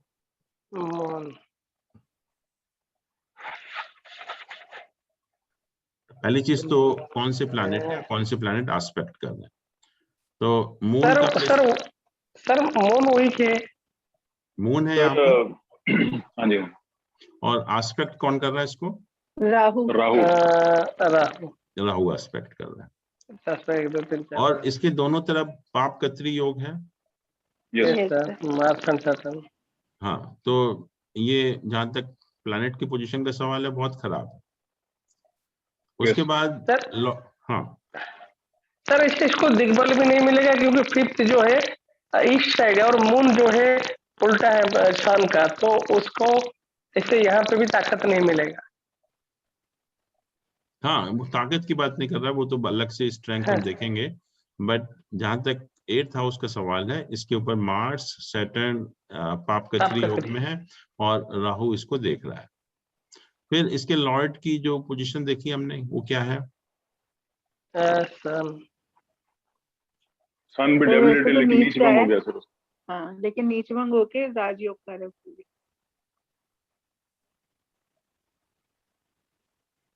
हम ये कहेंगे इसको कि इसका लॉर्ड नीच का ही रहेगा। वो रिजल्ट की बात नहीं कर रहे हम, सन अच्छा। कैसे रिजल्ट देंगे। और उसके ऊपर हाँ। मार्स और केतु का एस्पेक्ट है, यस सर। मार्स का और केतु का दोनों का एस्पेक्ट है। तो उस पॉइंट ऑफ व्यू से भी बहुत अच्छा नहीं हुआ। और इसका कारक क्या होता है 8th हाउस का? सैटर्न। सैटर्न। सैटर्न। तो सैटर्न का प्लेसमेंट यहाँ पर है, और सैटर्न इज वेल प्लेस्ड क्योंकि जुपिटर उसको देख भी रहा है और 9th हाउस में प्लेस्ड है सैटर्न एक्चुअली। तो इस हाउस को हम कहेंगे कि जहां तक प्लैनेट का सवाल है, जो 30% था 1/3 वो तो 0 हो गया बिल्कुल। और सन की पोजीशन है वो भी बहुत अच्छी नहीं है। तो इस हाउस को हम एसेस अगर करेंगे तो यही कहेंगे कि मैक्सिमम 50% है, मतलब बहुत अच्छा नहीं है, जस्ट एक रूटीन या नॉर्मल टाइप का हाउस है। बहुत अच्छे रिजल्ट या इसके नहीं मिलेंगे आपको जो है। तो सर क्या मतलब हम ये देखें कि 8th हाउस अगर इतना वीक हो गया तो क्या प्रॉब्लम रहेगी? हाँ देखिए 8th हाउस के क्या क्या है सिग्निफिकेशंस, 8th हाउस के क्या चीजें इंपॉर्टेंट हैं। भाई मंगल स्थान है वैसे तो ये सबसे पहले तो मैरिज की पर्पज से, शादी का स्थान है। हाँ। हाँ जी। तो और पहले अब मैरिड लाइफ में आपस में रिलेशंस इंडिकेट करता है। अच्छा। वो तो सर खराब हो गया बहुत। हाँ सेकेंडली आपका ये जो अनअर्न्ड मनी का हाउस है, हाँ जी। ये हम कहें इनहेरिटेंस में या लॉटरी में, या लॉटरी नहीं देखते अब, इससे इंश्योरेंस है या इनहेरिटेंस है वो देखते हैं, तो उसमें कुछ नहीं मिलेगा। और सर स्पाउस का पैसा है सर, स्पाउस का मनी। हाँ this is the wealth of spouse also, क्योंकि ये यहाँ से सेकंड हाउस है। तो सर ऑकल्ट भी देखते हैं। हाँ जी सर ऑकल्ट। हाँ वो उस पर आ रहे हैं हम लोग। तो ये सेकंड हाउस है from 7th house, so it indicates the wealth of the spouse and it becomes a मारक also for the spouse। तो स्पाउस के लिए मारक स्थान भी बन जाता है। वैसे भी देखिए 7th हाउस का लॉर्ड 8th हाउस में गया है, और यहाँ पर नीच का मंगल है, और ये हाउस एफ्लिक्टेड भी काफी है 7th हाउस जो है यहाँ पर। तो वो इंडिकेट करता है कि जब मैरिज के सुख में कमी है। और ये हाउस हमारा क्रॉनिक डिसीज का भी होता है, तो पर्सन में suffer from some chronic disease also. और वो तो आपने कहा कि ऑकल्ट सब्जेक्ट भी यही सिखाता है हमें। तो इसमें एक तो वीक है, और दूसरा इसके साथ कोई मरकरी या जुपिटर का एसोसिएशन नहीं है इस हाउस के साथ जो है। तो इसलिए हम कहेंगे कि ऑकल्ट सब्जेक्ट नहीं सीख सकते आप जो है। Mode of death, mode of death भी बताता है, बट इतना एफ्लिक्टेड नहीं है, 50% है। तो जैसे क्रॉनिक डिसीज होकर थोड़ा लंबे टाइम तक ऐसे लोगों की डेथ होती है एक्चुअली, बट ऐसा नहीं कि कोई एक्सीडेंट है या कुछ अननेचुरल डेथ है, वो नहीं इंडिकेट कर रहा। सर केतु का एस्पेक्ट है, मेंटल डिजीज डिप्रेशन हो सकता है। केतु का एस्पेक्ट किसके ऊपर है? Sir moon. नहीं राहु का मून है, पर नहीं है, राहु का राहु है। का। राहु का, सॉरी राहु। तो इस तरह से हम किसी भी जब हाउस को एग्जामिन करते हैं तो तीनों को इक्वल वेटेज देना है, प्लैनेट को भी, लॉर्ड को भी और कारक को भी।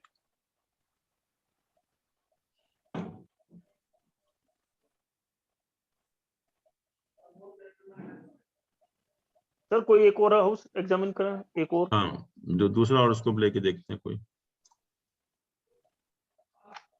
क्योंकि बेसिक चीज यही समझ में नहीं आ रही सर पूरी तरह से, अगर यही समझ में आ जाए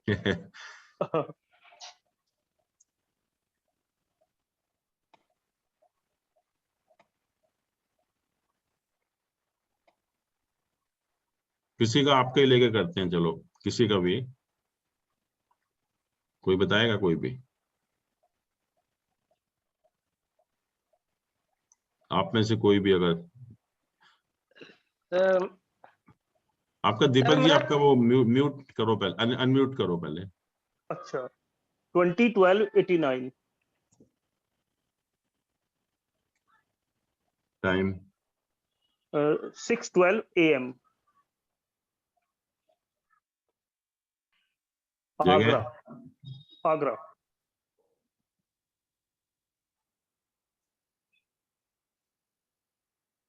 2012-89, ठीक है। यस। बताइए कौन सा हाउस एग्जामिन करना है? लग्न ही करें सर। चलो लग्न करिए। अब लग्न तो ये महापुरुष योग बना रहा है। हाँ, लग्न में हम सबसे पहले कहेंगे कि मंगल जो है वो अपनी राशि में है और इससे जो है एक महापुरुष योग बन रहा है, जो रोचक महापुरुष योग हम कहते हैं। ठीक है। इसके साथ केतु का भी एस्पेक्ट है। Yes sir. केतु का एस्पेक्ट है, राइट। और 1 2 3 4 5। लॉर्ड इसका मंगल है ये वाला। कारक इसका सन है। यस। सन कहाँ पर है? 9th सेकंड हाउस, हाउस पर। Second house. तो सन की क्या पोजीशन है? Not good. सन की पोजीशन क्या है? Rahu Shani Mangal. Sir sun is not good. है जी। सर यहाँ पे सर यहाँ पे मून एग्जाल्टेड होता है। सन के साथ मरकरी और सैटर्न है, जुपिटर उसको देख रहा है। Yes sir. इट्स नॉट एक बैड पोजीशन एक्चुअली। और क्या खास बात देख रहे हैं इस हॉरोस्कोप में आप? सर राहु थर्ड में। ये एक्सचेंज है जुपिटर और मरकरी का। Yes sir. जुपिटर मरकरी का यहाँ पर एक्सचेंज भी हो रहा है, तो that is again a good position कि ये जो एक्सचेंज है ये बहुत अच्छा एक्सचेंज है यहाँ पर।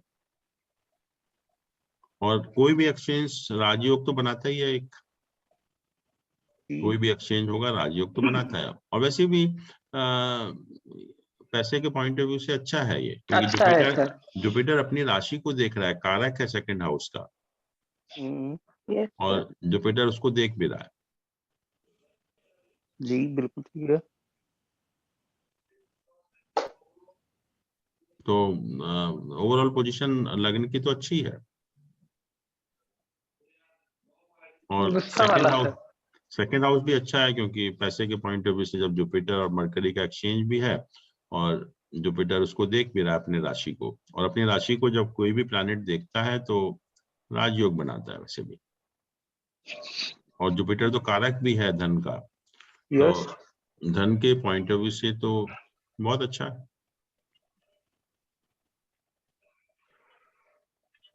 Sir Venus and Rahu in third house, तो थोड़ा रोमांटिक टाइप का होगा। वीनस और राहु में पहले डिस्टेंस देख लीजिए, उसके बाद बोलिए कुछ भी। वीनस 11 डिग्री है और राहु कितना है 24, तो काफी डिफरेंस है, 13 डिग्री का डिफरेंस है। और आपने रोमांटिक किस लिए कहा? थर्ड हाउस की वजह से कहा या वीनस राहु की वजह से कहा?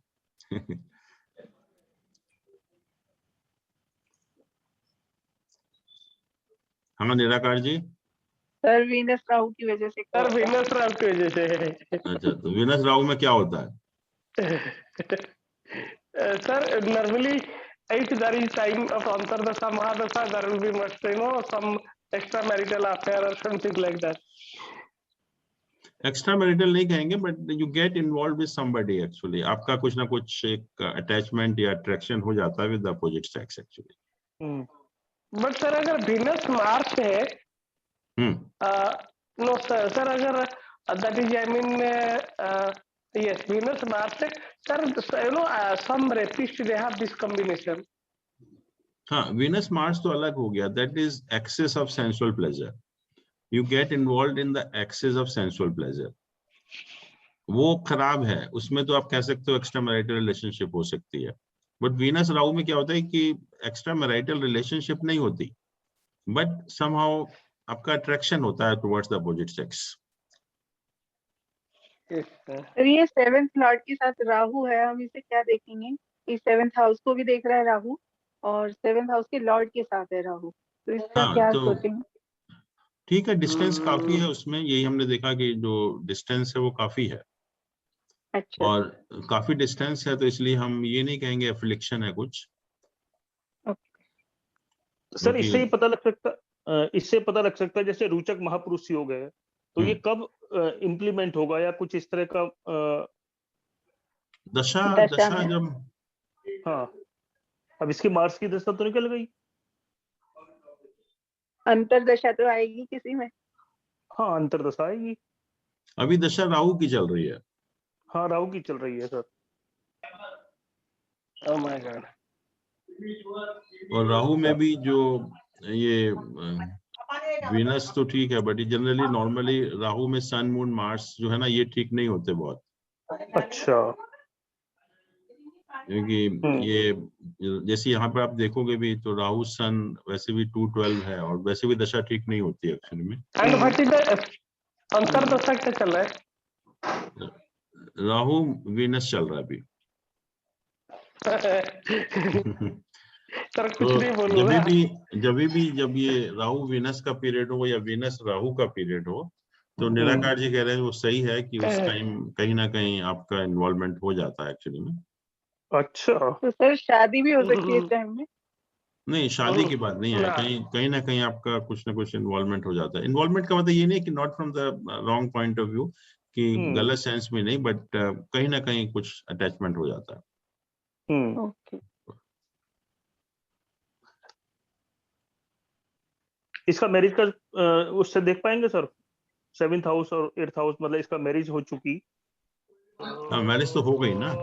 हाँ। और 8th हाउस में जुपिटर है, मरकरी भी देख रहा है उसको, सन और सैटर्न भी है, बट इसमें देखिए 3 मैलेफिक प्लैनेट भी हैं, सन, सैटर्न और मार्स। अच्छा। और साथ में मरकरी और जुपिटर का भी एसोसिएशन है, और समहाउ इसका जो लॉर्ड है वो इसके साथ एक्सचेंज कर रहा है, तो ठीक है, मतलब नॉट बैड। क्योंकि अगर ये 3 जुपिटर और मरकरी नहीं होते, अच्छा, खाली अगर सन, सैटर्न, मार्स होते तो बहुत खराब था मैरिज के पॉइंट से। प्लीज। बट जुपिटर और मरकरी का जो एसोसिएशन है वो पॉजिटिव एसोसिएशन है। तो इसका ये भी दर्शाता है कि इनका काफी झुकाव है ज्योतिष की तरफ। किसकी तरफ? ज्योतिष की तरफ, एस्ट्रोलॉजी की तरफ। जुपिटर मरकरी अगर वो करेगा तो, बट राहु की दशा में तो ऐसा कुछ नहीं होता। अच्छा अच्छा अच्छा। लेकिन अगर चाहेगा तो आगे सीख लेगा। हाँ, आगे चाहेगा तो आप सिखा सकते नहीं, हो। नहीं जैसे मैं आपसे सीखता हूँ, डिस्कस होता है उससे बकायदा, इंटरेस्ट लेता है वो। हाँ, तो वो इंटरेस्ट तो लेगा ही, क्योंकि जब ये जुपिटर और मरकरी दोनों का एसोसिएशन है। अच्छा अच्छा। हाँ, बट जैसे ही राहु के बाद जुपिटर की दशा आएगी, उसमें सीखने की काफी पॉसिबिलिटी होगी फिर।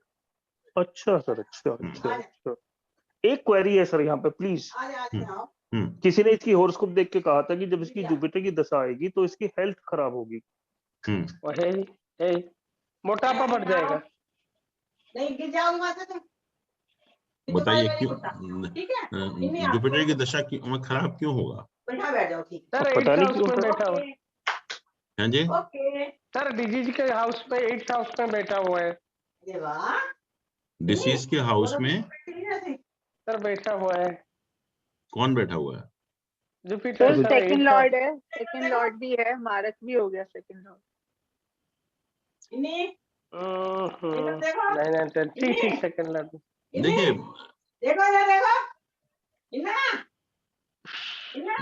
शोर आ रहा है काफी। तो इसमें जो जुपिटर है ना, ये खराब नहीं है दशा, हेल्थ खराब क्यों करेगा ये? लेकिन सर 8th सर जुपिटर जिनका भी 8th में देख रहा है।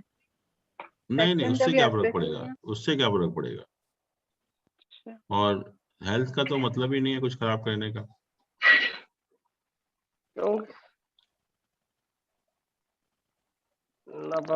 राहु है 8th में।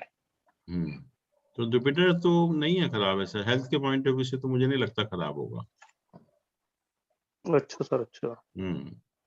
But sir, Ketu is always retro. Maybe the person who predicted, he has considered Ketu, and retro means its impact will be on the 8th house. Sir, वो सोच के बोला होगा। नहीं, I don't think. नहीं sir आप सही बोल रहे हैं, क्योंकि इनफैक्ट जुपिटर की दशा में तो इनकी अच्छी होगी, बिकॉज वैसे भी पोजीशन 4-10 है। तो खराब नहीं है मेरे ख्याल में। फिफ्थ हाउस का स्ट्रॉन्ग कारक है, फिफ्थ हाउस का गॉड है, तो बहुत अच्छी पोजीशन, बेटर होगा, काफी ठीक होगा। ये पीरियड होते हैं ना, ये खराब होते हैं हेल्थ के पॉइंट ऑफ व्यू से। राहु सन है, राहु मार्स है, राहु सैटर्न है, ये खराब होते हैं। सर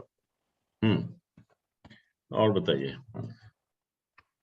तो चलिए नेक्स्ट टाइम हम लोग कल जो है बहुत एक इम्पॉर्टेंट चार्ट है सप्तांश, जो संतान सुख के बारे में होता है, उसको काफी डिटेल में डिस्कस करेंगे। It's very important, very interesting chart also. तो कल करते हैं फिर उसको। Yes sir, yes sir. ठीक है then, thank you so much. Thank you sir, आज की क्लास बहुत अमेजिंग थी। Thank you sir.